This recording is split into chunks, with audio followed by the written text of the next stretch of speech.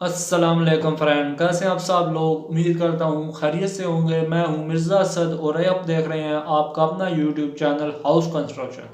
तो फ्रेंड्स, आज इस वीडियो में मैं आपके साथ 5 मरला प्लाट का नक्शा भी शेयर करूंगा और उसकी लागत के बारे में भी बताऊंगा।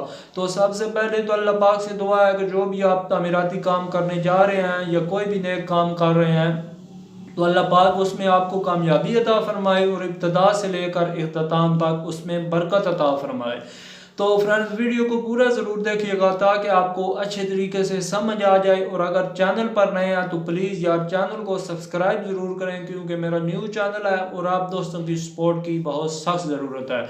तो फ्रेंड्स, नक्शा शेयर करने से पहले और लागत बताने से पहले मैं एक चीज़ पर फोकस करूँगा कि बात यह है कि अगर कोई भी यूट्यूबर है या कोई भी इंजीनियर है या कोई भी मिस्त्री है, तो अगर आपका 5 मरले का प्लाट है, 10 मरले का प्लाट है या 1 कनाल का प्लाट है, तो अगर वो आपको लागत बताता है, उसकी कॉस्ट मालूम करके देता है, मतलब 5 मरले की आप लगा लें, अगर आपको 5 मरले की वो 50 लाख रुपया अगर आपको लागत बताता है, तो आप ये बिल्कुल मतलब फिक्स नहीं है कि आपका 50 लाख ही लगेगा। आपका 45 लाख भी लग सकता है, आपका 55 लाख भी लग सकता है। आप ये आपके काम पर डिपेंड करता है कि आप काम के किस दर्जे का करवाते हैं, आला दर्जे का करवाते हैं, दरमानी दर्जे का करवाते हैं, या बिल्कुल हाई मतलब लो लेवल का काम करवाते हैं।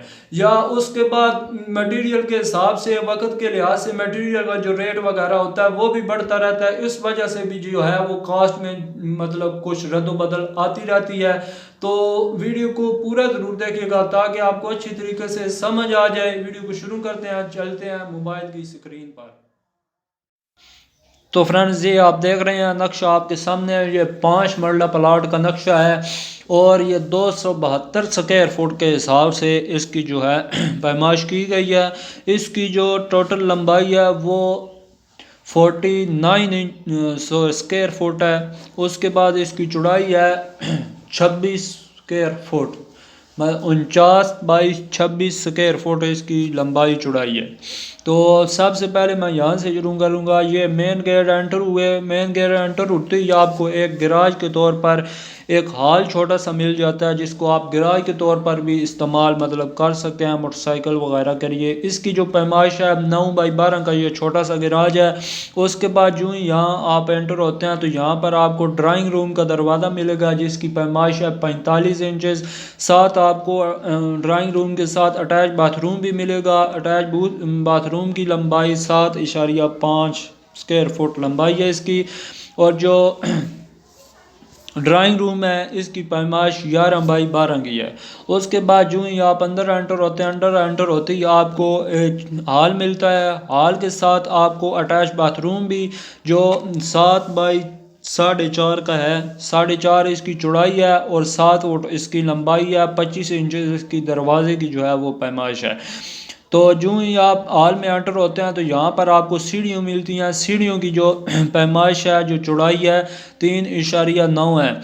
उसके बाद सीढ़ियों के साथ यहाँ पर आपको एक छोटा सा स्टोर टाइप, या आप मतलब किचन वगैरह के लिए भी आप इसको इस्तेमाल कर सकते हैं, या स्टोर वगैरह के लिए भी ओपन जगह है।